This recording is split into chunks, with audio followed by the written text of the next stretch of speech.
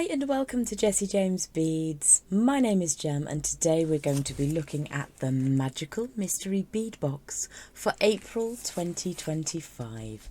Why don't we open up and take a peek at what's inside?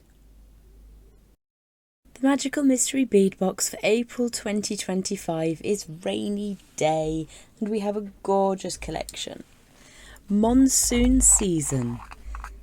So my eye is first drawn to these teardrop shape, absolutely gorgeous blue, like sapphire colours. We've got so much in here to play with. These are so much fun, like waves on the ocean. And then we've got one of my favourite effects on a Jessie James bead is this very similar to adularescence. Very, very gorgeous, again, teardrop shape.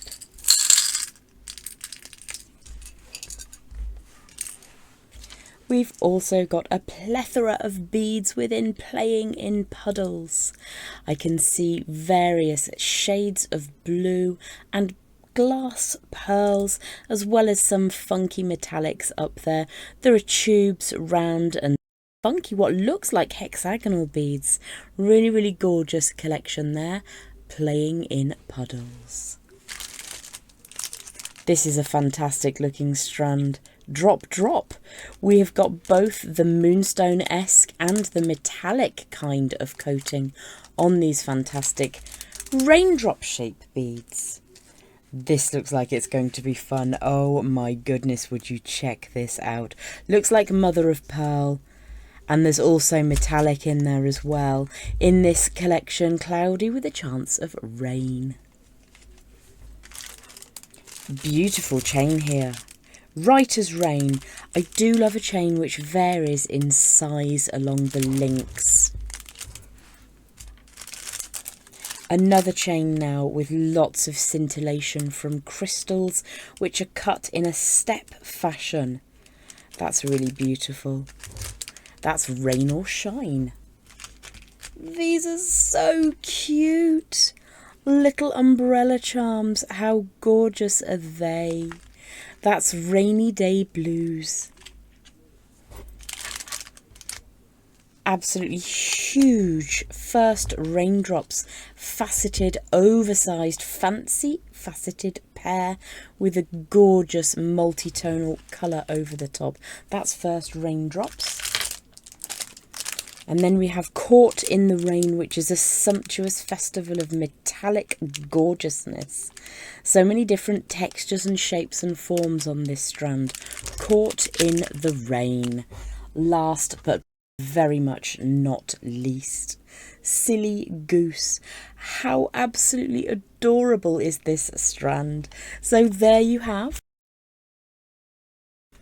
the Rainy Day April 2025 Magical Mystery Bead Box from Jessie James Beads.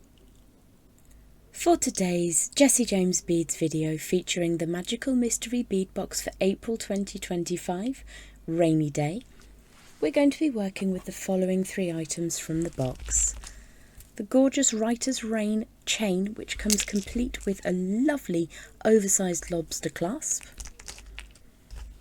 We're going to be working with Monsoon Season, an oceanic rain-inspired pot of beauty.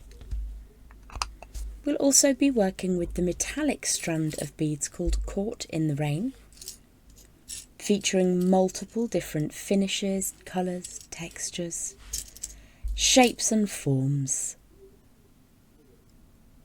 For today's video, we're going to work on creating a connector that can be used really anywhere in your jewellery making. You only need a small couple of pieces of wire and a little bit of time.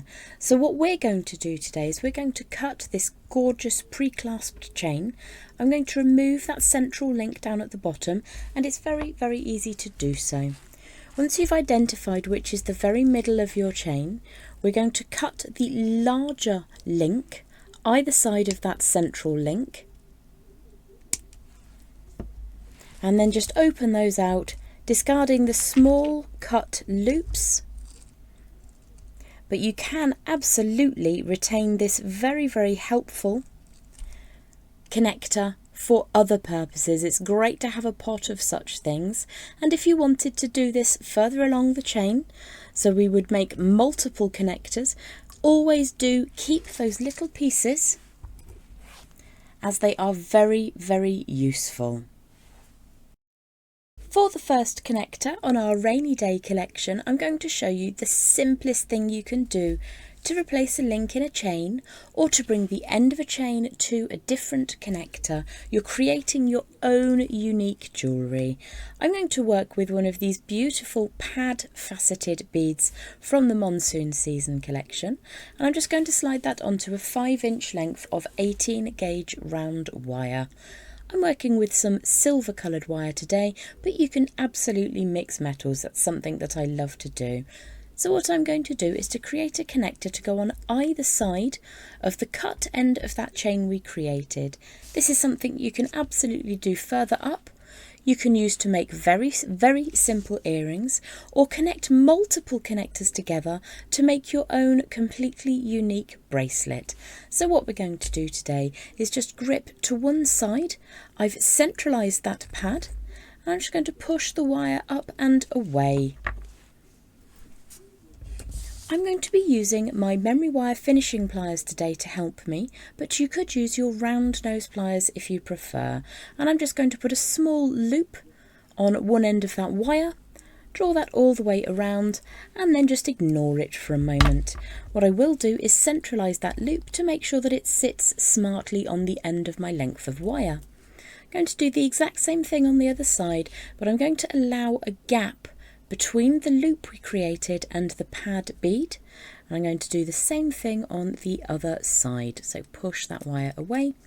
You can see there's a fair gap. If I was to move that all the way to one end, there's probably around about 6 millimeters, around about 1/4 of an inch.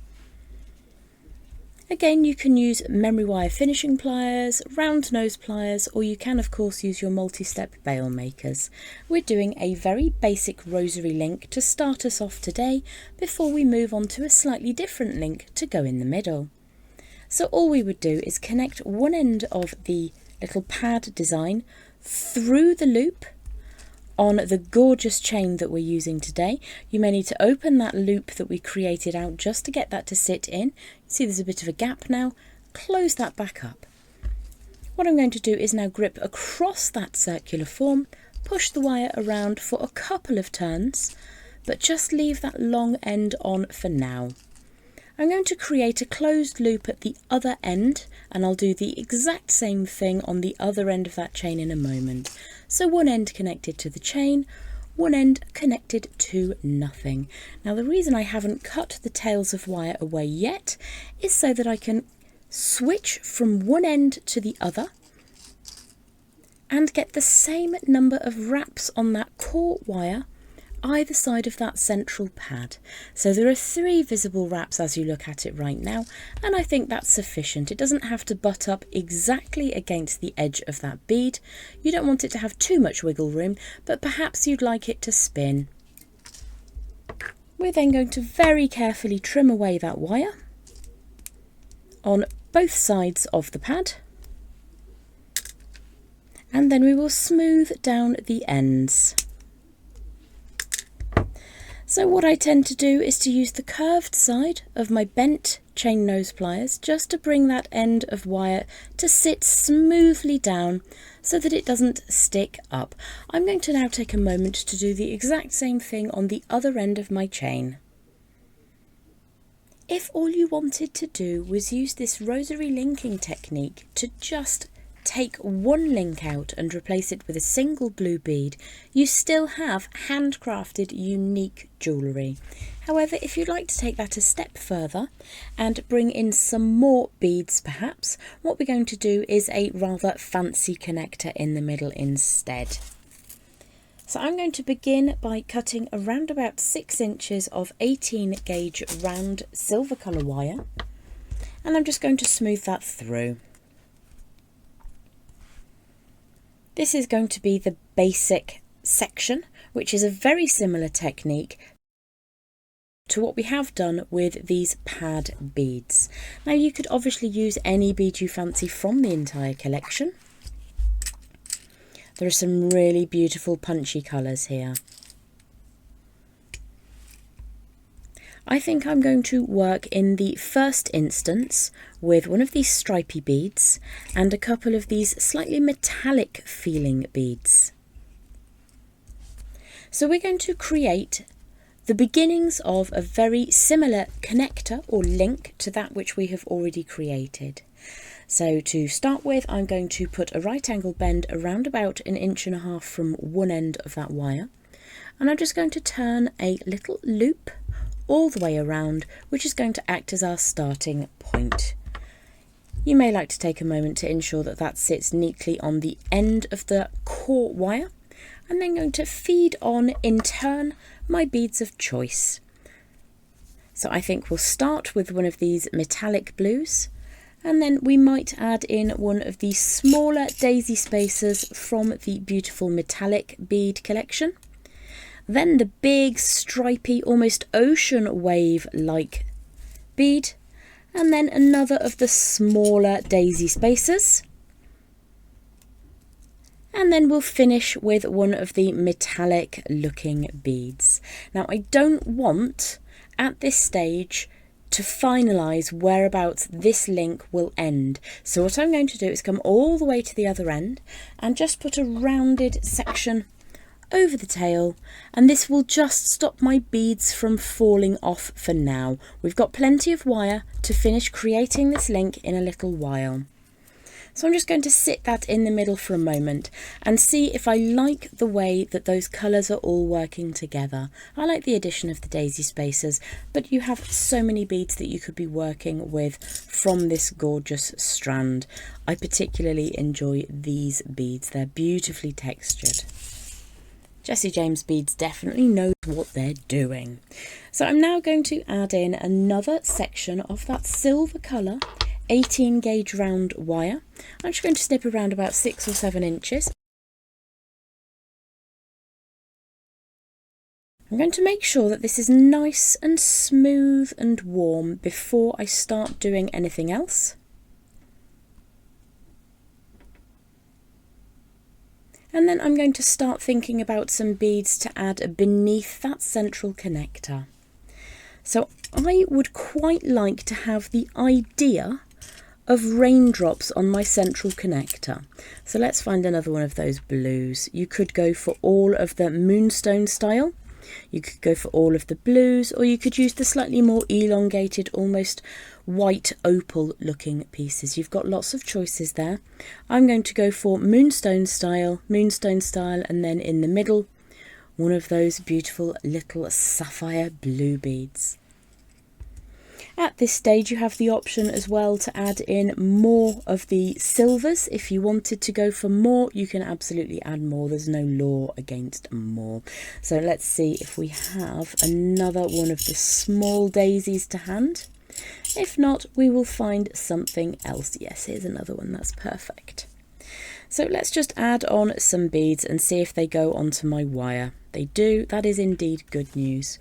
I want to just see if it looks nice with those daisy spacers, because you don't have to have them if you don't fancy it. I think it's going to look nicer without, to be honest. Let's have a look at these instead. So that's the joy of making your own jewellery. You can make split-second decisions. I quite like how that looks with the large silver filigree style beads. Let's add one of those sapphire coloured drops, and then one of these filigree footballs. That doesn't sound right, does it? Let's make sure it comes out of the opposite side, and then add on that lovely moonstone style. What we're going to do then is very, very gently curve this wire without putting too much pressure on your beads. Now, if you ever find a project where the wire doesn't sit comfortably through the beads, for this part of the design, it's absolutely perfectly okay to use a 20 gauge round wire instead. Now, one of the beauties of making as you go is that we can scooch this all along, and I can change my mind about how I'm going to do things. So what I think I will do is make this as easy as possible for today. So let's bring that curve around Make sure that it fits around our chosen beads on that main bar. That curve is absolutely fine. What I'm going to do now is draw the wire up and away in a straightish line, and then use the smaller pin on my memory wire finishing pliers to create something of a spiral. So if I draw that wire over the top and round, bring that back up to the top, pop the pin back in, and you just wiggle that around until you get 3 turns of wire. So we'll take that all the way around. You can retract the pin if you need to, push that back in, and then take the wire over the back. So we've got 3 visible turns of wire on one end of that little horseshoe design. And then I'm going to trim away any excess, leaving that cut at the back. I'll then do the exact same thing on the other side. So let's make sure that we're happy with how that sits. What we're going to do is thread these loops, or these little coils, on either side of that central connector. So I'm going to take an extra second now just to make sure that that cut end sits really neatly up inside the rear of the design there. I'm then going to hold my pliers just a little bit unusually for a moment whilst I get that first loop done. The reason that's a bit tricky to see is because I just need to get into my head that this sits equal and opposite. So what you do need to do when you're making these little springy things is to make sure that the spring is on the back, so both sides the spring is going backwards. So if I can just get these pliers in, I will have to work on it from the rear of the design for a moment, because you need to bring the pin of your pliers in from the outside. So it's gone slightly twisted, but that's absolutely fine. We're just going to trim this away on the rear of the design after we've got those visible wraps, and then we can straighten that up neatly. So I always work with slightly more wire than I need, and this absolutely saves me time and time again. What we're going to do here is just trim that end away where we put that coil on. I'm going to slide the rightmost little spiral onto that wire. We're then going to move all the way up to the other end, and we can trim away this loop which I started earlier, but because we have so much wire, it doesn't matter if we cut a bit away. And then we're just going to slide that back into the middle. So you can see what our connector is going to look like if I pop that down on the board and bring those 2 ends together. All I will need to do now to finish our rainy day necklace is just to create some wrapped loops on this piece just here. Now, because I want my pads to sit flat on the neckline, when I create the next bend, what I would like to do is to bring the wire forwards. However, because these spin, if it doesn't quite go to plan, it doesn't really matter. I'm going to just leave a little bit of a gap so I can wrap my loops together. Again, a little bit of a gap, and then I will bring that wire forwards. As you can see, it spins around, so it doesn't really matter if it doesn't begin to sit correctly. Once you've put everything together, it will spin and sit in a neat fashion. So let's create some round forms again. I'll just show you one side because it's the same thing on both sides. Creating a round form on the end of that section that we've just created, our connector, with those little raindrops, and then we're going to feed that in. So let's just open this up, and then we're going to slide that one down onto the other so that you can connect everything together. So let's just hold this in position, and again what I'm going to do is wrap this 3 times on one side before I complete the other side to make sure that I can finish up with as close as possible to the same number of visible wraps. However, because the spiral we made on the raindrop section is larger than the spiral we're making on the core wire, it will most likely sit over the outside, so I encourage you to use as much of this wire as possible. I will show you how that comes together. So we're going to create that rounded form to begin with. Bring that all the way around, make sure it sits flush on the end. so that it sits centralised. You can easily just move that over a little bit if you need to. And again, if your 18 gauge wire isn't working for you, you can use 20 gauge. We'll find the other pin and then slide that down into position. So I'm going to begin by wrapping 3 times to match the first end, and then I'm going to see how much I could compress the little horseshoe shape. So that's 1 wrap, all the way around 2 wraps, all the way around 3 wraps. We'll push that up. And I think what I'm going to do is to trim both sides. They've had the same number of wraps right now. If I trim both sides to the same approximate length, I will simply use all of that wire to finish off the coils that we're creating on the core, and then it should all sit relatively evenly. So you can just compress this up slightly, it's a little bit springy, whilst you finish wrapping away the tail of this wire on the first side. If it becomes problematic, just trim it away, because you have enough wraps for it to look neat and tidy. And there we go. So I'm just going to take a second to get this finished up, and then I'll take a photograph of the finished piece in just a moment. If you do wraps opposite and equal, I'll take this one all the way around a couple of times, then you'll always end up with the same number of wraps. So when you're ready, you can trim away. Make sure that you trim away the correct wire. It's kind of annoying when you trim away the wrong one, but each of these sections doesn't take terribly long to come together. So let's just straighten up that coil, and you'll see that one just nestles up nicely against the other. And then I'll take a moment to tidy this up. I may need to just undo that wire slightly to get it to sit into the correct position. There we go, that's better. Bring that around for one more turn, and then trim that away, making sure you use the right side of your flush cutters. So as I say, I'll just finish tidying that up, and then I will show you the finished piece. So you can see my finished rainy day necklace just here, with those lovely raindrop inspired little charms hanging down beneath that central connector. You can also imagine how easy it would be to replace any number of these gorgeous chain links, which, as I say, you just keep. They're very, very useful. You can connect them together instead with little sets of 3. So my suggestions would be the beautifully heavy floral inspired bead caps with one of those wave inspired beads.